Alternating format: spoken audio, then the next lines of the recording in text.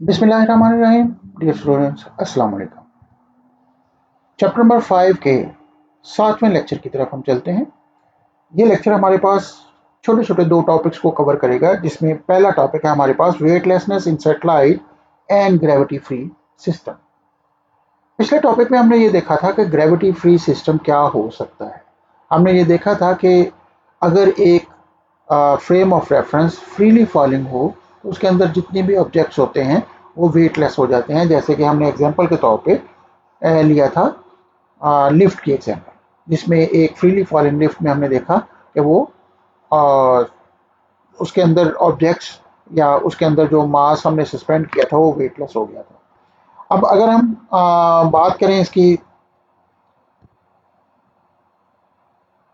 किसी भी freely falling body पर लगने वाली फोर्स असल में सिर्फ और सिर्फ ग्रेविटी की फोर्स होगी जब हम ग्रेविटेशनल फील्ड की बात कर रहे होते हैं। तो हम अगर ये कहें कि एक सैटेलाइट एक फ्रीली फॉलिंग बॉडी है, तो शुरू में ये स्टेटमेंट थोड़ी सी ऑकवर्ड लगती है, लेकिन हम जानते हैं कि फ्रीली फॉलिंग बॉडी का मतलब क्या है। फ्रीली फॉलिंग बॉडी का मतलब ये होता है कि उस पर सिर्फ और सिर्फ ग्रेविटी की फोर्स है जो उसको अपनी सेंटर की तरफ खींच रही है। और सैटेलाइट पर देखा जाए तो फिर उस पर भी तो सिर्फ ग्रेविटी की फोर्स एक्ट कर रही होती है, लेकिन क्वेश्चन ये पैदा होता है कि वो ज़मीन पर क्यों नहीं गिरता।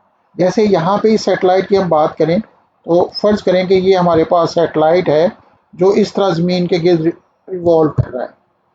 अब अगर ये इस तरीके से ज़मीन के गिर्द रिवॉल्व कर रहा है तो ये ज़मीन से एक सर्टेन डिस्टेंस पर घूमता रहता है, कभी भी ये ज़मीन पर नहीं गिरता। तो उसकी रीज़न क्या हो सकती है? हालांकि ग्रेविटी की पुल है जो उसको अपनी तरफ खींच रही है, तो यहाँ पे उसकी बहुत बड़ी रीज़न ये होती है कि ये इसके साथ इसके पास एक हॉरिजेंटल कंपोनेंट ऑफ वेलोसिटी होता है जो उसको ज़मीन पर गिरने से रोकता है। इसके लिए हम एक एग्जांपल लेते हैं कि फ़र्ज़ करें हम एक अर्थ की मैंने पिक्चर बड़ी करके दिखाई है और यहाँ पे इसको मैं एक सैटेलाइट मान लेता हूँ। जब हम इसको सैटेलाइट को एक ख़ास बुलंदी पर जाके with the help of rocket throw करते हैं इन ए हॉरिजेंटल डायरेक्शन, यानी ज़मीन के पैरेलल भी अगर इसको थ्रो किया जाए तो उस सूरत में भी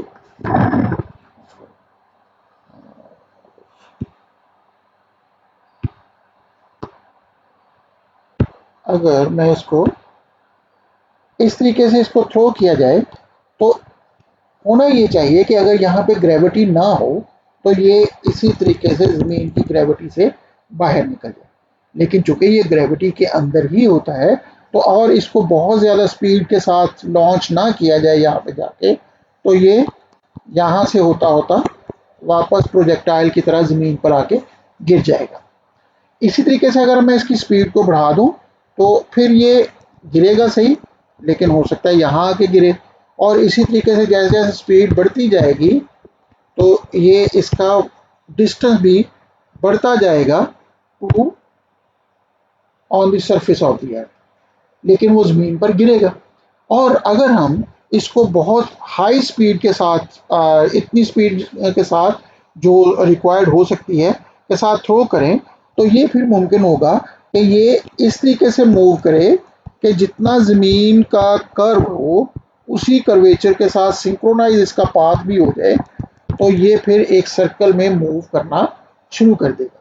अब यहाँ पे असल में वो ज़मीन की तरफ ही गिर रहा है मुसलसल। जैसे आप ये समझ लें कि ये अगर फ्लैट बहुत थोड़े एरिया पर हम या स्मॉल डिस्टेंस के ऊपर एक प्रोजेक्टाइल को थ्रो करें और यहाँ से अगर हम इसको थ्रो करते हैं तो ये इस तरीके से ज़मीन पर गिरता है। लेकिन अब अगर बहुत हाई एल्टीट्यूड पे जाके हम इसको थ्रो कर रहे हैं और ज़मीन का कर्वेचर भी वाज़ेह है, तो उस सूरत में जितना इसने बेंड होना है, पाथ में बेंड होना है, उतना ही ज़मीन भी बेंड होती जा रही है। तो इसका मतलब ये है कि वो ज़मीन की सरफेस से नहीं टकराएगा। अब ज़मीन की सरफेस से ना टकराने की वजह से वो इस तरीके से सर्कल में मूव करता जाएगा और without strike coming closer to the surface of the earth वो एक कांस्टेंट डिस्टेंस के ऊपर मूव करता जाएगा। अब जब ये कांस्टेंट डिस्टेंस पर मूव कर रहा होगा तो ये इसका ऑर्बिट बन जाएगा। और that speed which is required to move it on a circular path और ऑलमोस्ट सर्कुलर पाथ, उसको हम उसकी ऑर्बिटल स्पीड का नाम देंगे, जो हम बाद में देखेंगे। अब यहाँ पे चूंकि हर ऑब्जेक्ट, चूंकि ये जो हमारे पास सैटेलाइट होगा वो अगर यहाँ पे है तो वो फ्रीली फॉलिंग बॉडी ही है, और जब फ्रीली फॉलिंग बॉडी है तो इसका मतलब ये है कि उसके अंदर तमाम चीज़ें वेटलेस होंगी। तो इस तरीके से हम कह सकते हैं कि यहाँ पे ये ऑब्जेक्ट वेटलेसनेस कहलाएगा, और ये सिस्टम ग्रेविटी फ्री सिस्टम कहलाएगा। ग्रेविटी फ्री सिस्टम का मतलब ये है कि ग्रेविटी उसके अंदर चीज़ों पर असरअंदाज नहीं कर रही। हालांकि सैटेलाइट ग्रेविटी के अंदर है, लेकिन ग्रेविटी, वो सैटेलाइट के अंदर जो चीज़ें हैं उन पर ग्रेविटी असर नहीं कर रही, क्योंकि satellite is acting like a freely falling body. इसके साथ दूसरा एक छोटा सा टॉपिक है, वो है ऑर्बिटल स्पीड। अच्छा, एक और चीज़ जो यहाँ पे इंपॉर्टेंट हो सकती है कि अगर हम इस रिक्वायर्ड स्पीड से ज़्यादा स्पीड के साथ इसको थ्रो करेंगे तो फिर पॉसिबल है कि ये ग्रेविटी से बाहर निकल जाए, क्योंकि ग्रेविटी उसको जो सेंट्रीपिटल फोर्स प्रोवाइड कर रही है वो इतनी इनफ अगर नहीं होगी कि वो उसको होल्ड कर सके, तो उस सूरत में वो सिस्टम से बाहर निकल सकता है। तो इसलिए हम उसको एस्केप वेलोसिटी का नाम दे देंगे। तो ये था हमारे पास कि ग्रेविटी फ्री सिस्टम क्या होता है और वेटलेसनेस क्या होती है। अब इसके बाद दूसरा छोटा सा जो टॉपिक है वो है ऑर्बिटल वेलोसिटी।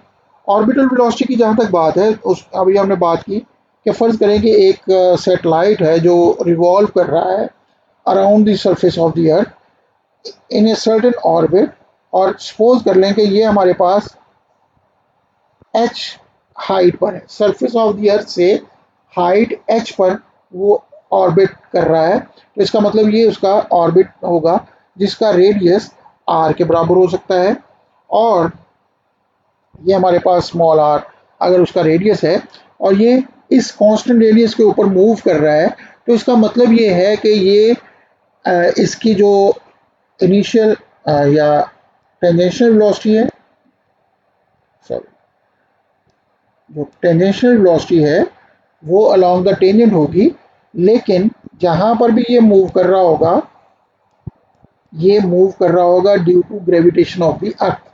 अब सर्कुलर पाथ पर ग्रेविटेशन ऑफ द अर्थ की वजह से मूव कर रहा है, तो अल्टीमेट रिजल्ट क्या होगा कि इस ग्रेविटेशनल पुल ने ही असल में उसको सेंट्रीपिटल फोर्स प्रोवाइड करनी है। अब अगर सेंट्रीपिटल फोर्स बात हम करें कि यहाँ पे सेंट्रीपिटल फोर्स होती है M V square over r. अब ग्रेविटेशनल फोर्स हम एम जी नहीं ले रहे। एम जी ना लेने की वजह ये है कि जब हम close to the surface of the earth थे, तो उस सूरत में तो हम कहते थे कि ये हमारे पास ऑलमोस्ट इसके वेट के बराबर ग्रेविटेशनल पुल है। लेकिन अब फासला बहुत ज़्यादा है, और जैसे जैसे आप जानते हैं कि ऊपर की तरफ चलते जाएंगे सरफेस ऑफ द अर्थ से, हमारे पास जो ग्रेविटेशनल पुल है वो कम होती जाती है, और वो मालूम की जा सकती है by Newton's law of gravitation, which is equal to G M S M over R square.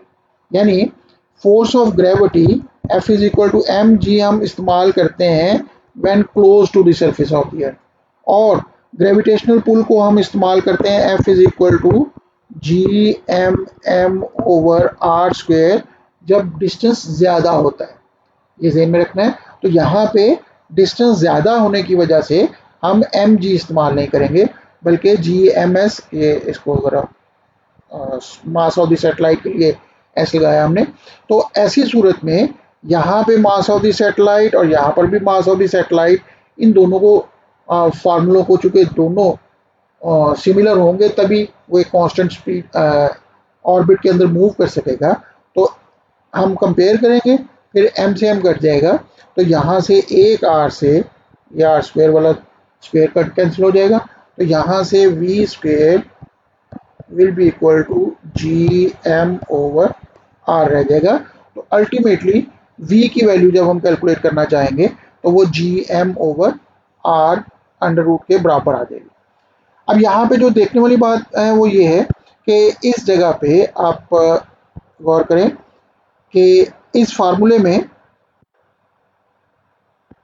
जी, इस फार्मूले में मास ऑफ द सैटेलाइट का कहीं जिक्र नहीं। इसका मतलब ये है कि ऑर्बिटल वेलोसिटी के लिए मास ऑफ द सैटेलाइट मैटर नहीं करती।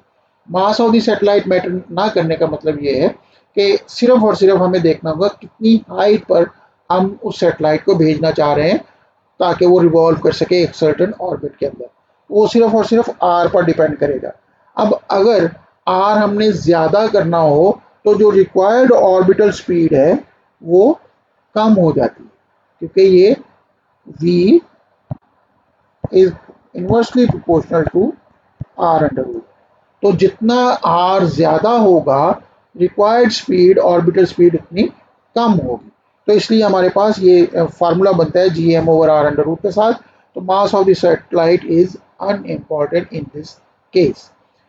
इट मीन्स कि अगर हमने closer to the earth object को मूव करवाना हो, सैटेलाइट को मूव करवाना हो, तो उस सूरत में रिक्वायर्ड स्पीड ज़्यादा होगी।